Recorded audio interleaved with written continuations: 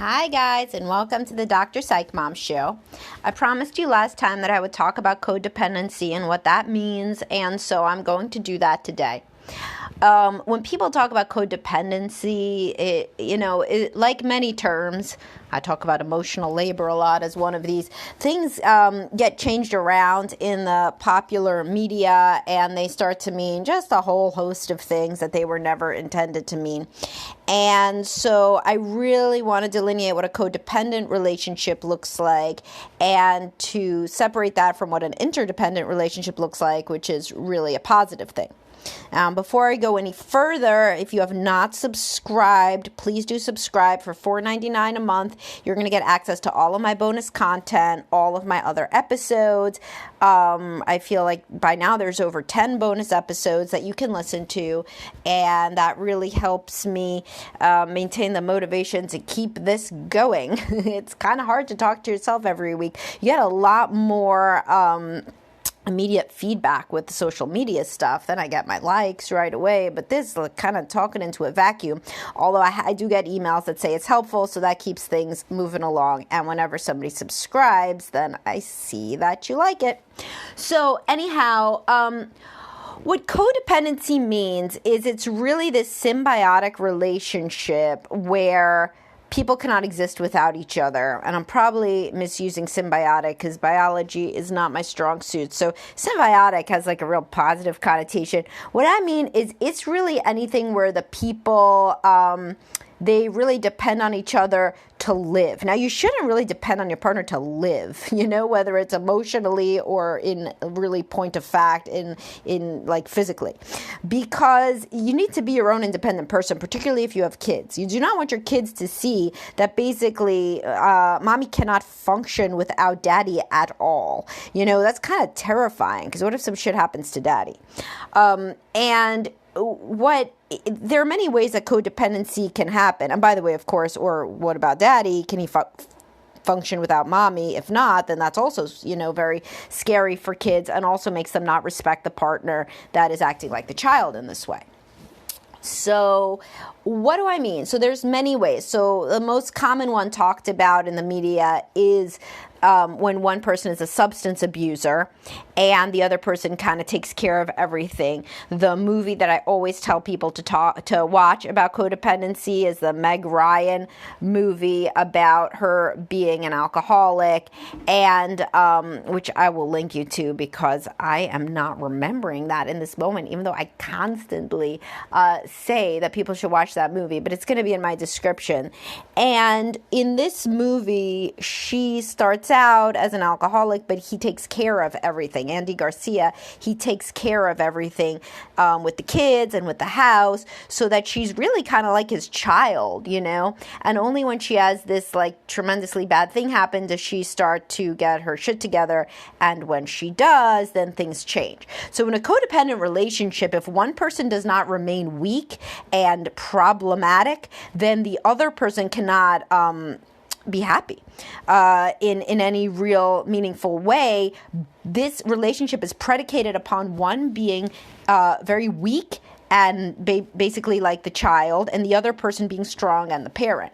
So when somebody, for example, who's an alcoholic quits drinking, their entire relationship needs to be rejiggered because it doesn't work how it has been. The dynamic no longer makes sense. The person who is now not drinking, they're trying to build themselves up as an independent, normative, functional human being, and the other person now doesn't have anything to do.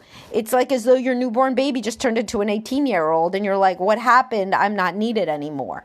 And this usually isn't conscious, but when the couple is in couples counseling, any codependency will hopefully be sussed out and discussed such that both people see how this codependent dynamic was really important for both people, including the one who is doing everything, the overfunctioner, if you refer back to that podcast. Oh, it's When a Man Loves a Woman. That just came back to me. The Meg Ryan movie is When a Man Loves a Woman. So everybody should put it on their, Amazon Prime or Netflix queue right now, and I can link to it. But anyway, so both partners are psychologically dependent on this dynamic where one is strong and one is weak.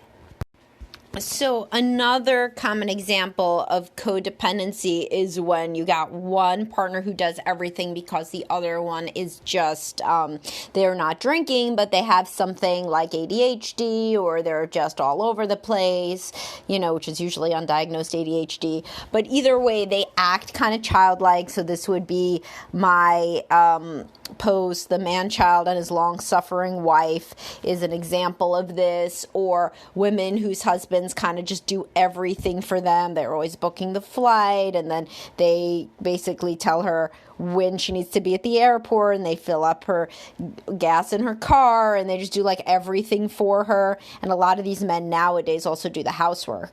They used to just buy a housekeeper for women like that, but nowadays they just do housework and childcare themselves, usually because there's changing expectations about male-female roles.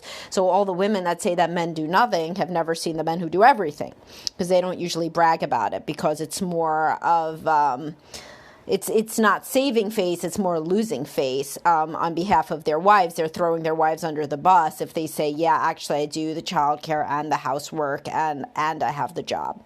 So, but there are a lot of those situations as well. So in these situations, usually both people grew up in a house where they saw one person doing everything and one person taking care of so the person who does everything takes care of the one who does nothing.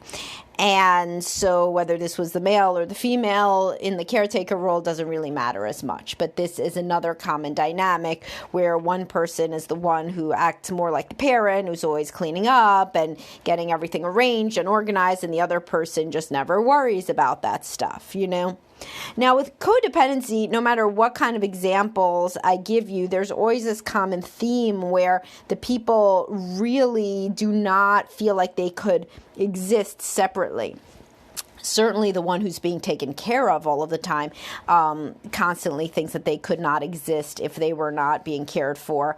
But the other one really cannot envision a life outside of caring for this person. So they may have some fantasies about being the one who gets taken care of, but they can't really visualize that, or else, quite honestly, they would leave. If they really didn't like any aspect of this dynamic, then they would leave. There's nobody with a gun to their head. And in a situation where people say, well, I can't leave because, I wouldn't want to get only half time with my kids, the person who does nothing isn't even going to ask for half time with the kids usually, especially if it's a male. So this usually doesn't really have much to do with reality. The subconscious reason is they don't know how to be in a different kind of dynamic.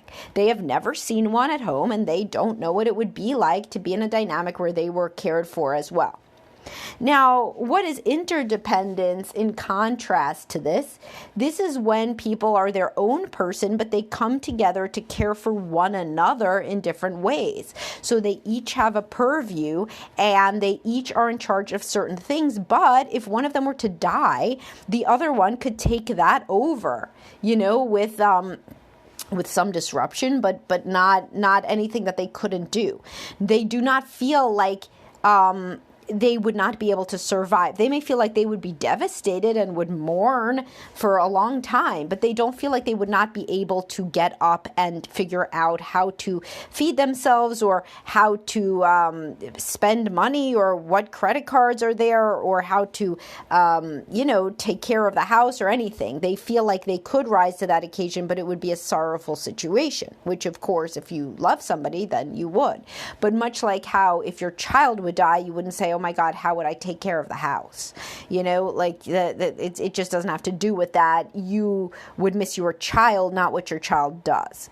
So that's kind of the difference too in codependency versus interdependence. Codependency is very focused on what each partner does. There's a lot of talk about what especially the one who is more martyred does. And this really overlaps with the overfunctioning, or the idea of a workhorse, which I've written about. People whose most comfortable identity is that of somebody who takes care of everything. And the other person is more like a coddled child in a sense. This doesn't mean that they're treated well. They may be constantly insulted by the one who does everything, but they are treated like a child. and they feel about themselves on a deep level like they cannot function in the world. In interdependence, both people have healthy self-esteem. So that is why this is really a goal for a healthy marriage, is interdependence. Both people think they're all right and they could take care of things on their own. They just prefer to be together. They may need each other emotionally, but they can also maintain like a rational perspective that if somebody died, they would not die, that if the partner died, they would not die along with them. So in interdependence, people have their own individual lives with their own friends or career or working out or hobby, whatever, and then they come together for couple time. Couple time is not the only time, and it doesn't feel like the only emotionally close relationship or the only extremely conflictual relationship, because it doesn't always only have to be positive close. It can be also negative close where the people are fighting all the time. But the point is, it's all the time. Codependent means like especially, and you can hear from what I'm saying that the codependency of certain couples was really amplified during the pandemic when people are working from home. If you started out codependent, you got way more codependent when both people had to be in the house all the time. Then you really don't have any life outside, and you have to make a specific effort to, and therefore any codependency is just shoots up times a million. So how then do you work on growing less codependent as a couple if this is your issue? Well, couples counseling can really help because you probably don't even know the extent to which some of your patterns are codependent and unhealthy.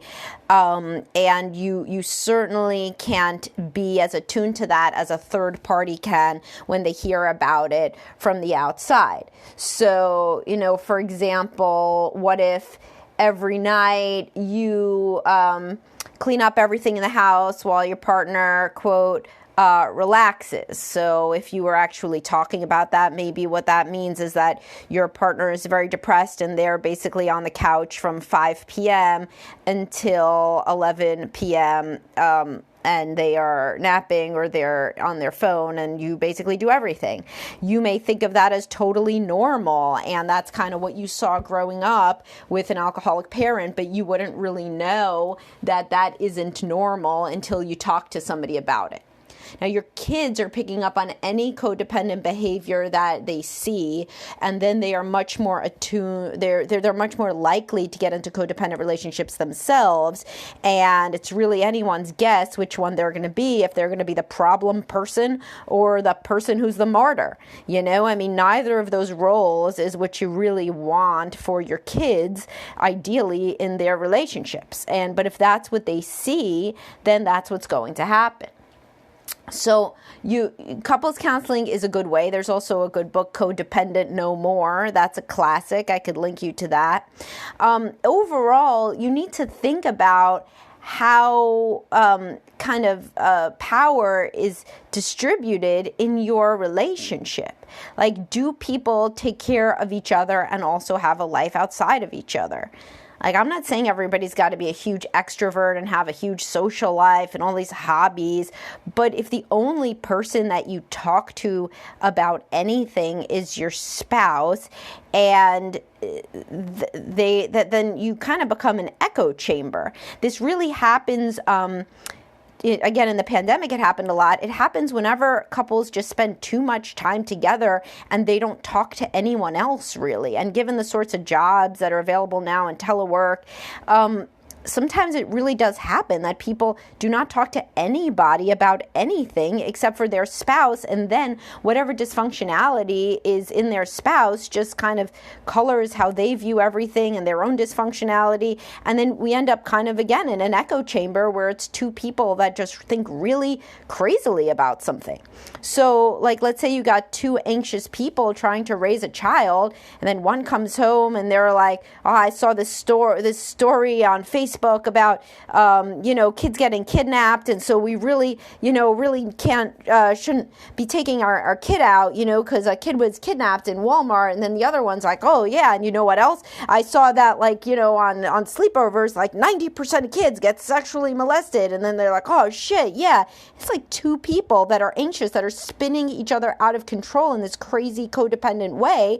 And the child is going to suffer. Now, if those people had any sort of other outlet to talk to, any other close friends, family, therapist, somebody might be like, what do you mean you're not going to take your kid out to Walmart when you go, or you're never going to allow them to have a sleepover? What? That doesn't make any sense. But when there is an echo chamber of just two people that are completely enmeshed with each other, then frequently they can spin one another out of control, and in whatever the domain is that they are struggling with, whether that's anxiety, whether it's depression, just two people with increasingly negative worldviews that really build on one another, and their cynicism and pessimism just kind of plays off of each other until they think even worse about the world, or people who have trauma histories that then end up distrustful and paranoid about everything. So whatever your struggle is, your partner, if they're really the only person that you engage with, and they're in any way similar to you, can really amplify your issues, and instead of being any sort of a sounding board that can potentially correct you in a certain sense or offer a different view, you end up just really spiraling downward together. And of course, who suffers the most in that situation is the kids, because then it's like the inmates are running the asylum. There's nobody in charge. Two people's issues are amplifying each other's, and then the kid ends up in the super anxious, depressed, or traumatized home. Right? So if this speaks to you at all, then couples counseling is a real good place to try to get in another perspective. Somebody else looking in with an objective view can often really, really change how you view things. Or you could go into individual therapy, which would have the side benefit of you're not going there together, so it's less codependent right away. You're just looking in at yourself and your own issues and not telling your spouse every little thing that happens. Sure, you're going to summarize therapy for them, but it's a place where you open up to someone else that isn't your spouse. So hopefully this gives you an overview of codependency and the different things that it can look like, and what it would look like to be in a healthier, stronger relationship where you actually have interests and a life and an internal life really that is just yours, and that does not have to be based on the mood or the problems or the issues with your partner. All right, guys, please rate my podcast and please do subscribe. It is now in the description for every episode is a link to the Anchor's website to subscribe, and then you get access to all the bonus episodes, and I hope everybody has a great day. Bye-bye, guys.